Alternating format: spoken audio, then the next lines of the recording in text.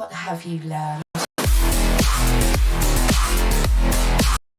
It's time for some more Resident Evil news. Yes, Iron Storm here with some Resi news as well as gaming news. All the same thing. But yeah, we're talking about Resident Evil Requiem, and they have done an interview with Press Start. Well, Masato Kumasawa, probably butchered his name, but he's done an interview with Press Start, and we're going to delve straight into it. So let's go straight over, shall we? So over here on pressstart.com, the interview goes into details about certain elements. It doesn't let slip anything major, which is a shame. Well, they're not going to do that, are they? They want us to have something to look forward to. But let's jump straight in. How do you decide to focus on a character like Grace and tie her back to a character like Alyssa from deeper in the lore? By putting Grace as the main character, we wanted to have a fresh new start, very akin to 7. Interesting. So this is for the new players who haven't played the old Resident Evil games, so they can enjoy themselves without any prerequisite. But we also wanted to put in a tie-in for series fans. They do all the time. They did it with 7, and they did it with 8. So I'm interested to see where they're going with this. When you play as Grace, and she is the most scared protagonist in the entire series, it allows us to give a new sense of the new type of survival horror. We decided to put Alyssa's daughter in the game because when we decided we wanted to revisit the Raccoon City incident, we wanted to have someone who was involved in the incident as well. We wanted to have a character with a nice tie-in, so this is why she was chosen like that. Interesting. Interesting way of doing it. Can't wait to see how Grace evolves through this game and who she bumps into. Interesting way of doing it. On that topic, when you make a new Resident Evil game, do you have a lot of freedom in who can go back and pick out from the past to bring back? Is there a lore book or a lore bible that you can refer back to with rules, or can you do whatever you want? We don't have a lore bible or anything like that. In the past, we already have a lot of games that we have remade and brought in past characters to life for the modern day, and they've done a bloody amazing job doing it as well. But we wanted to try and make it different from the remakes. We do choose carefully who to bring back in this new game. So when we're looking into making the new game, and especially the new story, we can kind of think about how we can bring these characters in and how we can offer a new game experience as such. If we do bring in Chris or Leon, you know it will be more action packed. We try not to insist too much on the past characters, but we do consider them as well. Now that is the one big going rumour at the moment, is Leon going to be in Requiem? Judging by the sounds of that, I think they're focusing mainly on Grace, but who knows? They could drop a curveball. It is Capcom, and they have done it before. So that's an interesting one. Who are we going to be getting? Because they do need to tie up Chris's story arc. I didn't play the DLC for Village, but the ending to that just left Chris is left wide open at the end of that. So it'll be interesting to see where they go. With this game, you let people play first or third person. How challenging is it to make the game remain scary for players regardless of the viewpoints they choose? Now this sounds insane. I read this and I was like, what? Are you having a laugh? This is gonna be nuts. But he answers them. In terms of first person, I don't really need to explain too much. You can easily immerse yourself in the gameplay and be closer to the enemies who are easily scared. Yep, completely agree. You had it with 7, 8, very much action orientated, the way I felt anyway. But they're tying this more akin to like your Alien Isolation kind of scare, so I'm very intrigued on how they're doing this. But this is the interesting part. For third person, it might seem milder, but by introducing Grace, she is a lot more scared compared to the other characters. You will be able to be more scared with her in this way. We have added animations when she rushes things when she is scared or trips over at times. By adding these sort of animations, it adds the scary element for the player. So what he's trying to say is it doesn't matter what perspective you're in, first or third, this game is going to scare the crap out of you, because you could be running away from this monster or a zombie and you're going to trip over. Oh wow. Nobody's safe with Resident Evil Requiem. Oh, this is going to be nuts. I did notice that. Does that mean you think third person adds more challenge than first? Yes, it is. But saying that, we've already made a lot of games that are third person in the past. We use the experience from these games and bring them into this game. Allowing players to choose between the two perspectives is like making two different games, so it's challenging in that way. It must be really challenging trying to make first and third person and make the third person feel fresh. So hats off to them. But by the sounds of things, this game is going to be scary no matter what perspective you're playing in, third or first. It is going to scare the crap out of you. This game just sounds more and more insane every time I read something on it. It's nuts. All of the footage we have seen of Requiem so far showcases a new stalker enemy. Some people call her Big Mama. But does she have an official name? Do you think the stalker enemy type is integral to the Resident Evil experience now? First, in terms of the stalker, there is an official name, but we can't disclose that here, because if we do tell you, it will take away from the horror. By saying it's stalking Grace, we just want to say that we can't quite say it's stalking. We can't say why it looks like this or how it acts like that. We are saying it might be stalking her. We just want to say it's not quite stalking her. Interesting. So does this new monster have a tie to Grace in some way?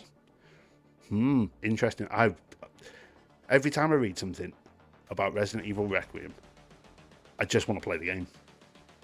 I want to find out everything, the story, the lot, any little hidden hints to previous games, how it ties to Grace. I want this game now. But the article continues. Looking back to the last mainline game, Village, if you had to liken the horror to one of the sections from that game, the castle, the house, the dam, the factory, which would you say Requiem most resembles? So we can't say we made this game to try and fit in lots of scary situations. We can't really compare it with Village's particular scene.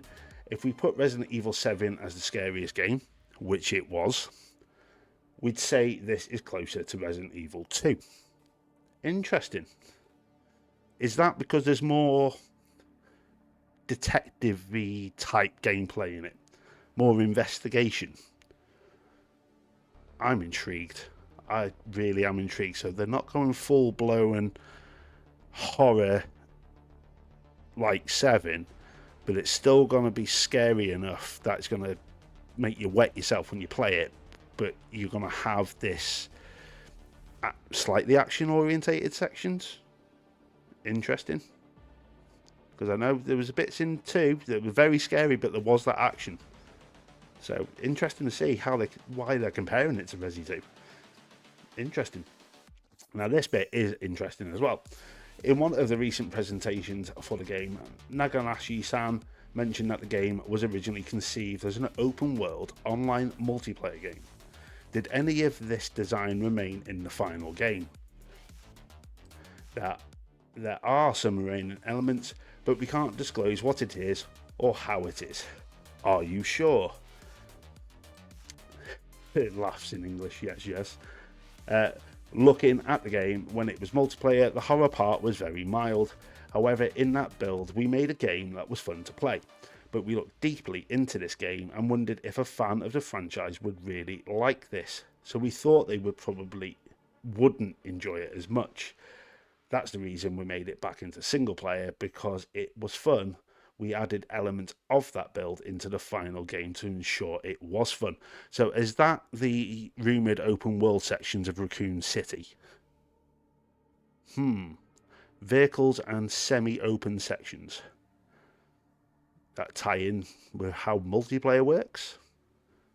Would make sense that these little multiplayer sections that they developed now become little semi-open world sections for you to explore. It's definitely making it sound more and more like we are going to be getting these sections. So we'll have to keep an eye out for that one. On that note, Naganashi-san mentioned that this version was scrapped because it was not what fans wanted. What do you think fans want from the Resident Evil series? Pretty easy to answer, but we'll see what he has to say. I believe fans of the franchise want is survival horror and being scared. That is the number one thing that fans want. So by saying that, we can't just slap on new skins and new characters and give you the same experience. It wouldn't be that good. That's why we wanted to make sure we added new elements that ensure this feels like a new survival horror game. And I completely agree with him there. Because if you put new skins on a sequel and you don't change up the scares or the mechanics, it loses something. It really does. A lot of games in the past have tried it. Fear was one of them. The first Fear game, if you've ever played it, that game scared the hell out of me. Second one, not so much. So I like the way they're going with this. At the end of Village, people have concerns that the series is slipping back into being too action heavy. Do you feel pressure to ensure the series doesn't head into the same territory as Resident Evil 6? And now 6 was not my favourite game in the series at all. It was more of a third person shooter if I was to be honest. So let's see what he has to say about this. Looking back, I understand how Resident Evil 4 and Village became more action heavy. Yes, we have to admit. Looking back at the feedback, we understand how fans prefer more horror. Requiem was in development way before Village. We just want to make sure that in this game we wanted to focus on horror and horror be the main part. I am not sure if all development teams are doing this, but I personally try to read as much or all the comments on social media. So please make sure you give your opinions. My mental health is strong and I'm fine to read the comments. Fair dues to the guy. He has listened to fans and he's putting in this game what fans want. Hats off to the guy. And I completely agree. Don't go down the action heavy orientation that was Resident Evil 6. You'll just kill the franchise again. Because after 6, that's when they hit the reset button for 7. And that game is insanely good. If you've not played Resident Evil 7, go play it. Absolutely awesome game. How long has Requiem been in development for them? So looking back on the online multiplayer game, it's been in development for around 6 years or so. In terms of action, Resident Evil 7 and Village both feature action-heavy sequences towards the end. I know you can't speak much about Requiem, but do you think it's too much to have a game that's scary from beginning to end? No. Go play Alien Isolation. That game is scary. Yes, you're correct that towards the end of Village and 7 became more action heavy, very action. So with Requiem we decided to make sure it was scary until the end. But to put more details and be more specific, it's not about scaring people the entire way, but using elements of non-horror to improve the horror. For example, you have horror, but then you put in a bit of action in there. By putting in the action, you are making sure the player isn't thinking about the horror. The next horror part will scare more effectively than the non-stop scares. So we have thought about what order of scenarios will be important and what will be the best order of events that will keep players scared for the whole duration. So he's openly admitting that this game is going to scare the crap out of you from start to finish. Thank you very much. Just what we needed. It's going to be 7 on crack. It's going to be insane. I can't wait. Now, if you're a Nintendo Switch fan, I will go over this, but obviously it doesn't affect me because I'm not a massive Nintendo fan. A Nintendo Switch version was recently revealed for Requiem, which is the first time in a long time that a game has launched day and date within a Nintendo platform. What are some of the unique challenges in developing for the Switch 2 that you've encountered? Looking back on the Switch, there were Resident Evil games before on the Switch, so what we did is we used the past experience of developing these games on the Switch to help develop Nintendo Switch 2. But also we made a lot of versions of the games for PC as well. In fitting with PCs that have a wide variety of specs, we could also just make sure the game was optimized for the Nintendo Switch 2 too, so it wasn't too hard, so to speak. Can you tell me if there is any mouse functionality or anything for the Switch 2? Actually, we tried hard to implement mouse controls for Nintendo Switch 2. When we did put it in, it confused and convoluted the gameplay and became too complicated. So actually, we are using the gyro instead. So you're not getting mouse support on the Switch 2, but they're going to be using the gyro. So it'd be interesting to see for the Switch 2 players how that ties in. But yeah, it's not going to affect me much because I'm a console player and I'm not a Nintendo fan. This goes on here about the spiders. We're not going to go over that, but it's true. They did not put spiders in the remakes of Resident Evil. They were in the first 3 originals, but it's all about arachnophobia and all that stuff. You know, spiders are scary, but if you want to be scared by spiders, go play Grounded. You personally produce separate ways featuring my favourite character, Ada Wong. Who is your favourite character? And this is where you can tell he loves the character. Listen to this. I mean, it could be because I'm a producer, but Grace is my favourite character. I mean, when you compare Grace with other characters, they're all strong and ready to combat zombies. Grace is the most scared. She's very vulnerable, so to say. So when you look at that, I want players to see how Grace will grow, and I hope you will grow to like her as you play the game. Completely agree. Fresh face, fresh story. What more do you want? To finish up, is there anything you want to tell me about Requiem that you don't want people to know, that you can't see in the demo? I guess the one thing I want to let people know is that because Resident Evil is a long-running series, I want people to know they can still play Requiem and enjoy it. There are no prerequisites for the game or prior knowledge required. If this is a new game for them or their entry into the series, I want them to also enjoy this, and that any player can, thanks to the difficulties like casual. Please don't think there are entry barriers to this game. But by saying that, I am not ignoring series fans. There are elements I have put in this that are very familiar. In the demo, you can see leads and links that series fans will enjoy. So there you go. There is the interview on Press Start with Masato Kumasawa. I'm stoked for this game. I really am stoked. I love the Resident Evil series. The remakes, absolutely brilliant. 7, amazing game. Village, it was okay. Wasn't my favourite. But what they are doing with Requiem is right up my street. So I can't wait. But what I'm going to ask you guys, from everything that I've just talked about in that interview, what are you most excited about in Resident Evil 9? Please let me know in the comments below. But there you have it. If you've got this far into the video, please give me a massive thumbs up if you've enjoyed the content. It shows me that you're enjoying it. If you are a new viewer and you've yet to subscribe, hit that button and the bell to be notified. Returning viewers, do the same if you have not done so. It's free, it doesn't cost you anything, and it shows me you are enjoying what I'm doing. But on that note, weather the storm, and I'll see you all on the next one. Humans, what have you learned?